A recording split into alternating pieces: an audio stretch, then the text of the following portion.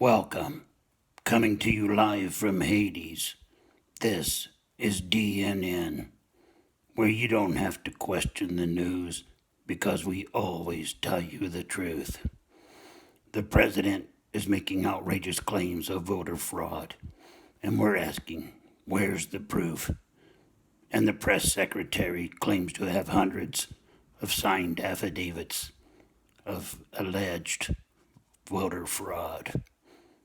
But those people have now changed their mind and have changed their stories. So there is no proof of voter fraud. Joe is the rightful president, and we must welcome him.